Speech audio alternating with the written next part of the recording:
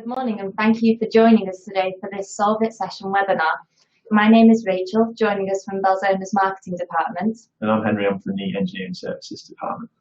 And later we'll be joined by Belzona's commercial director, Steve Cooper, for our Q&A session in about 20 minutes. So if you do have any questions at any point during the webinar, please type them into the chat and we'll answer them at the end.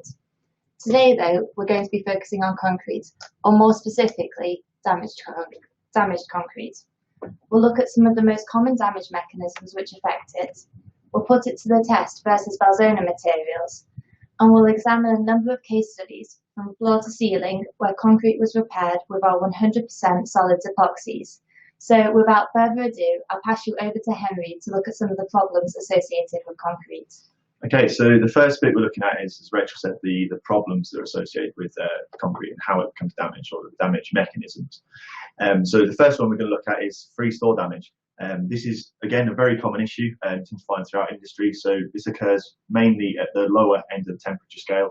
As the moisture gets inside the concrete itself, that freezes, and obviously ice takes up more volume than water. So as it freezes, it expands inside the concrete, and then it effectively pushes the concrete apart from inside out.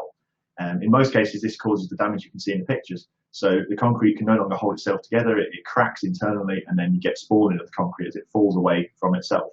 So damage to clarifiers, steps, overhead areas, it's all the same, it's all due to moisture damage. And following on from the moisture theme, concrete requires moisture in order for it to obtain a full cure. There's a very set mixing ratios for concrete to get a good mix with a good mechanical strength after it's cured. Now, the strength of the concrete is entirely dependent on this moisture content. If we have too much, you tend to find that the concrete may stay wet for a considerably longer amount of time. Or if you have too little, it may evaporate too quickly for the concrete to obtain its full mechanical properties. And now this is the point where you tend to get shrinkage in the concrete. So you've got rapid evaporation, and again, the concrete tries to fill in those gaps, and as it does, it shrinks. And as it shrinks, it pulls itself apart, much like in the freeze-thaw damage. You get internal stresses, which cracks the concrete and causes it to fall apart and break away. Because of this, you lose some of the mechanical strength of the concrete, meaning that, again, it can't withstand the sort of industrial environments that it's normally placed into.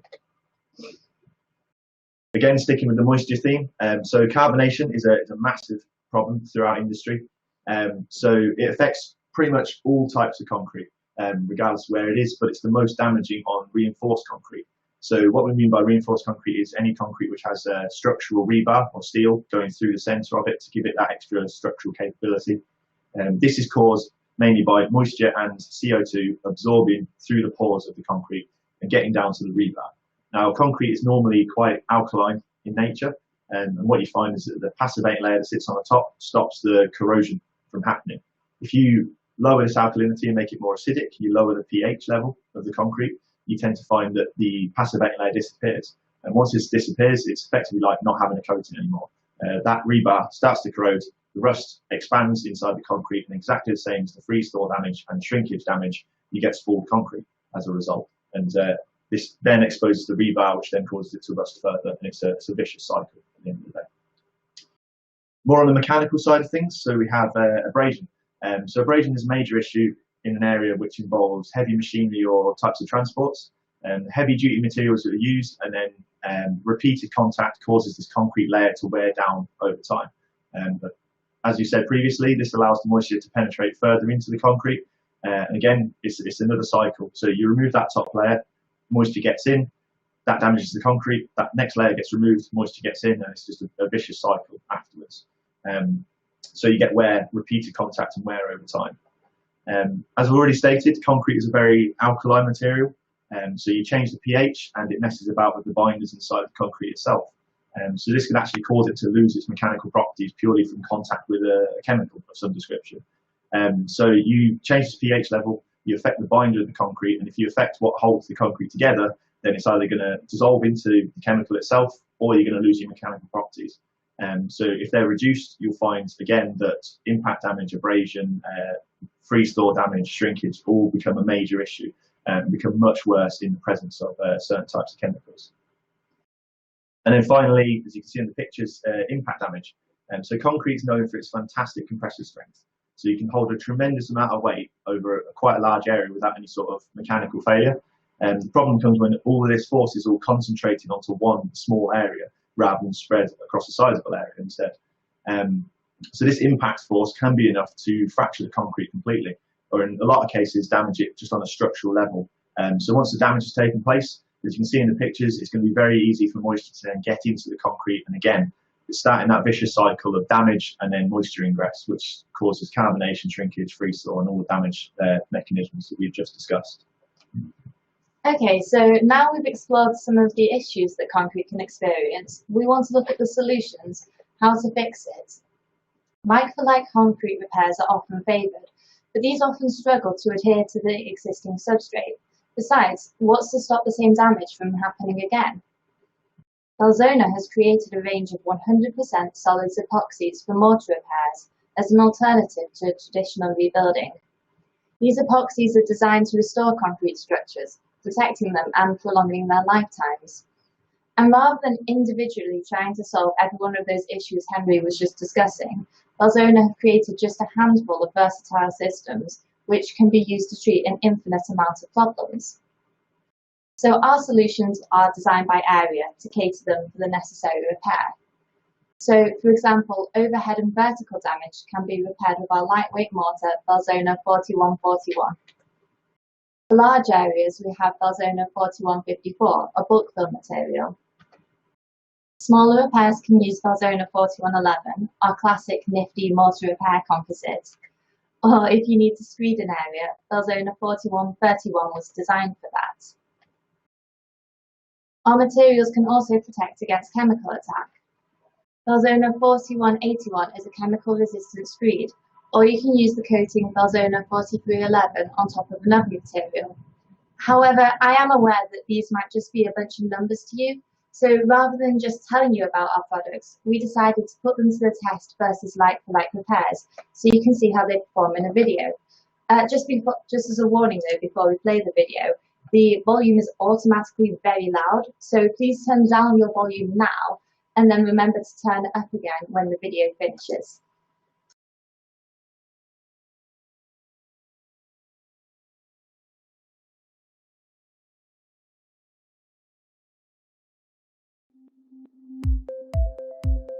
Concrete is the most widely used construction material in the world. As a consequence, concrete damage and deterioration are perhaps the biggest problems encountered by buildings and structures. From floors and steps to walls and roofs, the effects of damage are clear to see across multiple areas. But is more concrete really the answer? As an alternative to like-for-like repairs, Belzona offers a variety of polymeric mortar repair and protection solutions. These materials offer superior application and performance benefits. In this video, we put some of these to the test. For vertical or overhead applications, concrete is impossible to apply and cure without the use of formers and shuttering. Instead, Belzona's materials can repair the damaged area with minimal support and fully cure without any shuttering. For example, this high-build concrete repair material will not sag, even when applied thickly on vertical or overhead surfaces. The lasting quality of Belzona is better too. All of Belzona's mortar repair systems demonstrate excellent levels of adhesion, even on vertical and overhead surfaces.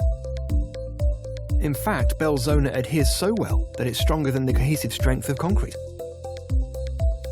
Lightweight properties also make Belzona superior to like-for-like concrete repairs. When fully cured, Belzona's low-density polymeric system weighs significantly less than the equivalent volume of concrete. Lighter materials make applications easier and quicker. Even light pedestrian traffic can result in deterioration over time, yet concrete areas featuring heavy-duty vehicles can be prone to higher levels of wear. Belzona can prevent this problem from reoccurring with rebuild materials that provide long-term resistance to both abrasion and impact. Loading bays and storage areas make excellent examples where these solutions have proved beneficial. Whether exposed to the environment or aggressive chemical contact, Belzona's concrete repair composites are non-porous and do not absorb water or chemicals. This makes them ideally suited to areas subject to chemical attack. In fact, Belzona's range of mortar repair materials and coatings are capable of resisting some of the strongest acids and alkalis used across industries, even at high temperatures. For each application area and service environment, Belzona offers a superior solution to repairing and protecting damaged concrete. And as demonstrated, you can be guaranteed that these benefits will come as standard. Visit belzona.com for more information.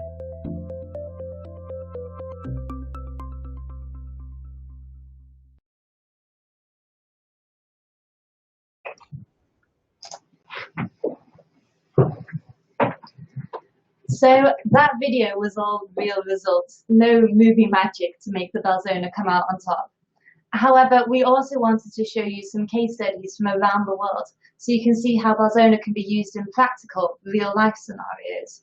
So Belzona has a fantastic library of case studies, all available to the public at khia.belzona.com. An independent online case study library, indussolutions.com, actually found us to be the 4th largest provider of case studies in the world, sandwiched between Microsoft and GE. And that is how dedicated Belzona is to sharing information about our applications. So if you're interested in finding out some information, some Belzona case studies, it's a really easy to use website. Just type in some keywords and a number of similar applications will pop up. So this takes us back to the poll at the beginning of the webinar. So we asked you how many case studies you think Belzona has on concrete repairs, and the majority of you voted for 102. But in fact, I can announce that we have 508 case studies all about concrete available on that website, khia.belzona.com.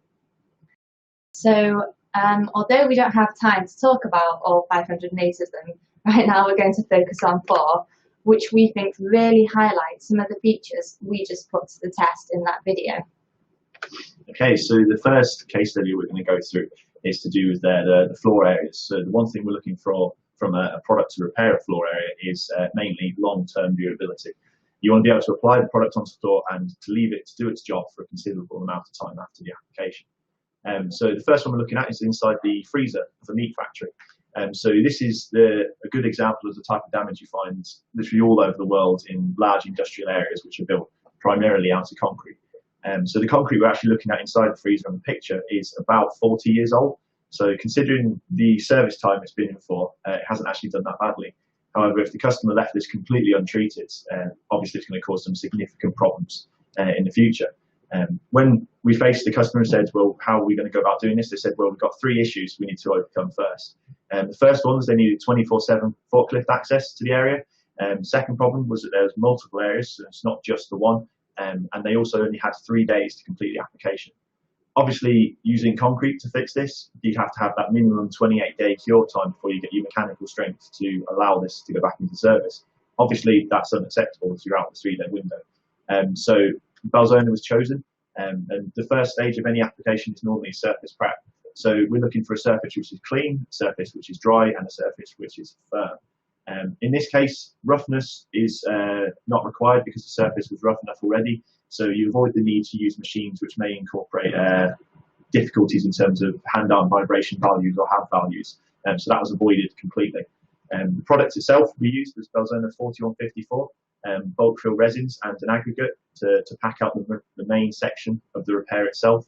And then Belzona 4111 was applied on top of that surface to give you your mechanical properties, your compressive strength, tensile strength, impact resistance, and general dilute chemical resistance as well.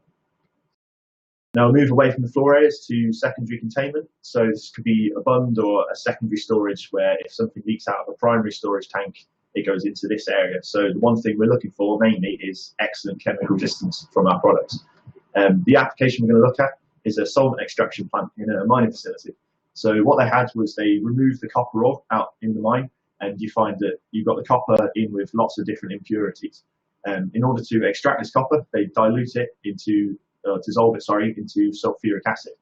Obviously, introducing sulfuric acid into concrete is never a fantastic idea. Over time, it will break down and wear away. So the 2 problems they faced with this, one was the sulfuric acid, and the second one was that they had this sulfuric acid mix at 50 degrees centigrade. So it's not a cold mixture either. And as we know, the hotter the chemical gets, generally the more reactive it tends to get. So the concrete was beginning to break down over time. And once it broke down enough, eventually that sulfuric acid could find its way deeper and deeper into concrete and cause more severe damage to it. So it seems like quite a complicated issue. But fortunately, the repair was relatively straightforward. Again, after surface preparation, clean, dry and firm. Belzona 4111 was used to restructure the concrete. Anything that was damaged or anything which needed rebuilding back to its original profile was rebuilt using 4111. And then Belzona 4341 was used, which is designed for hot inorganic acids to protect the surface from further damage. So this prevented the sulfuric acid from even getting to the concrete or getting to the Belzona underneath in the first place.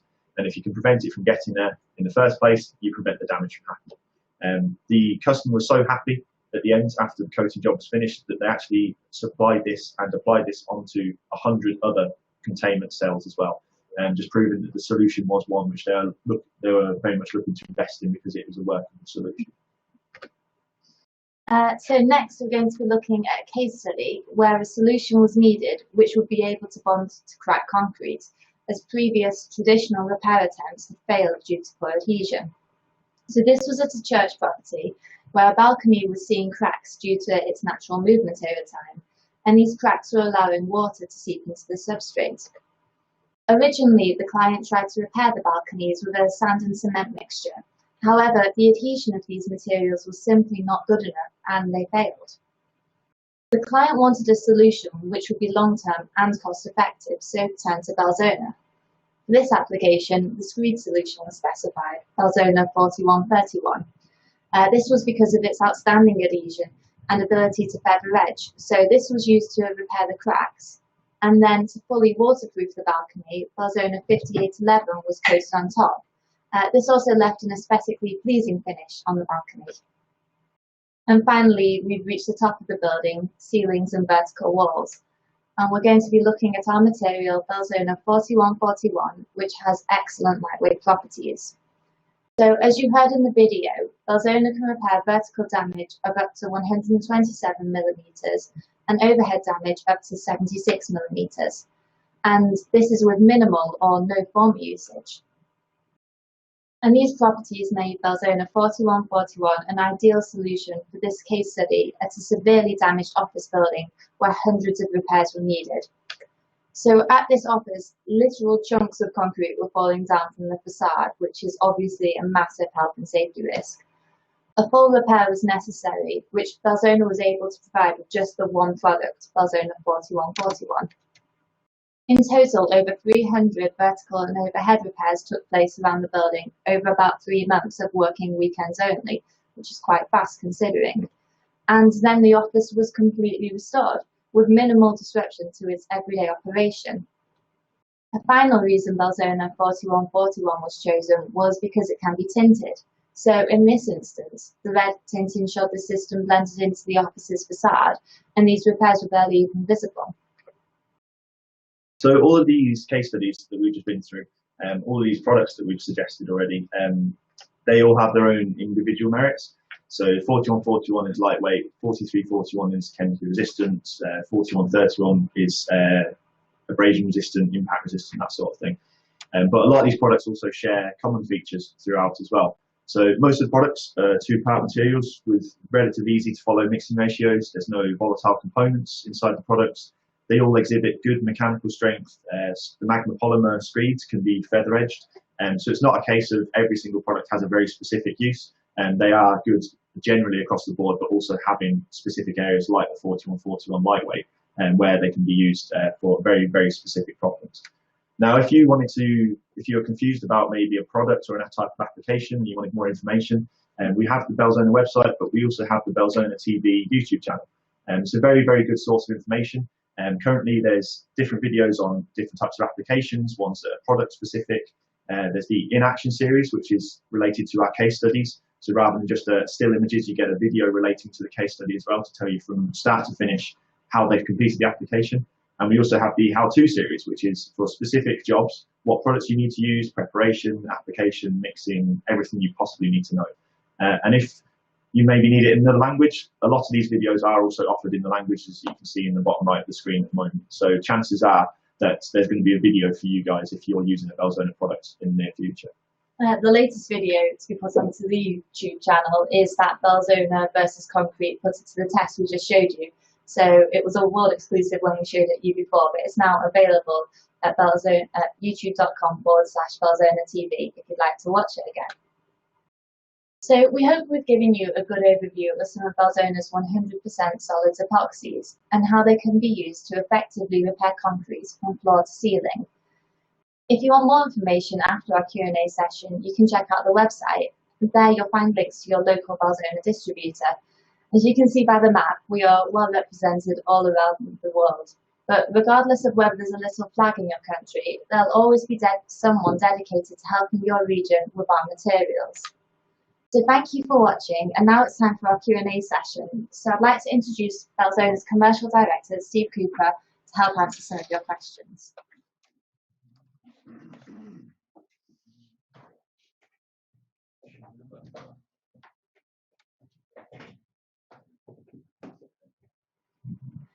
Okay, so the first question we have today is, what was the preparation utilised for the cell repairs, which look to be a result of rebar corrosion? After the seal repairs for the 4141 repairs.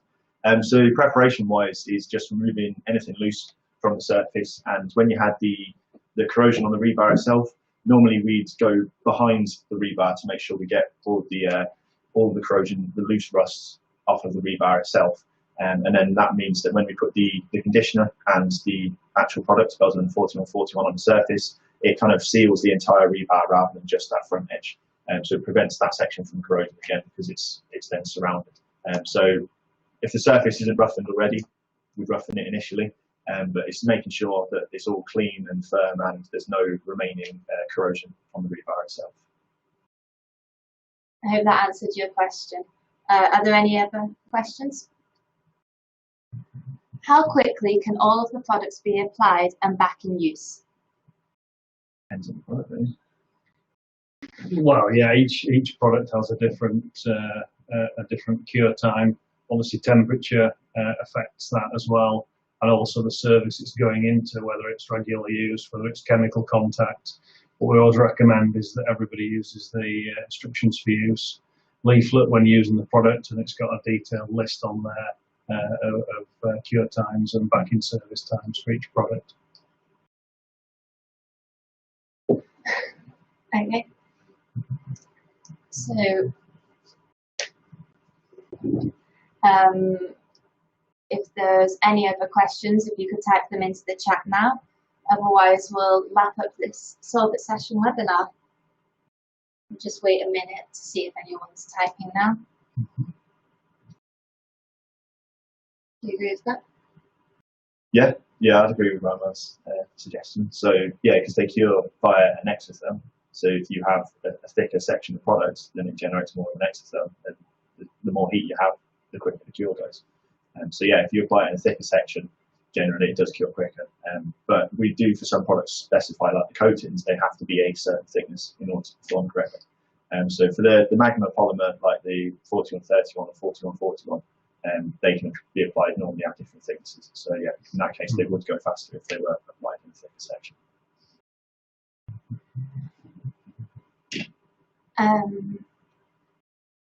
Okay, so I had a customer yesterday who needs 4141 as they cannot suffer HAV anymore. 2 days in flat repair. Yeah, I think I mentioned it briefly. So some of the repairs, we require a rough surface in the first place. But if you have an already rough surface, the conditioner gives you a lot of the adhesion. So what you tend to find is that the need for roughening is minimal. So you won't need to use the big machines. You don't need to worry about hand-arm vibration issues at all. Yeah, because obviously hand-arm vibration is a big issue. Most of the machines you can only use for an hour maximum per day. So you're quite limited, hence why it took them 2 days to do the prep in the first place.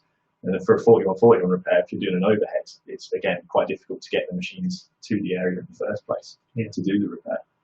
So you want minimal preparation time, but as long as you've got the clean, dry, firm that we always ask for, then you can apply the 4141 with the minimal roughening of the surface as well.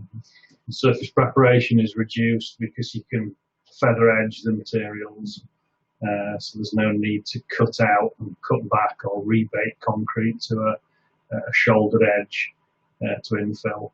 So as long as Henry says, it's clean, dry and firm, you can use the material and feather edge it to a finish. We've had a question: how to repair dynamic crack in concrete with your product? What's the question? So that. So I guess that means if you've got a crack that's still propagating in concrete. Yeah, I mean, I don't know the context of the question necessarily, but if you've got, you would need to terminate. You would need to make sure you've terminated the crack.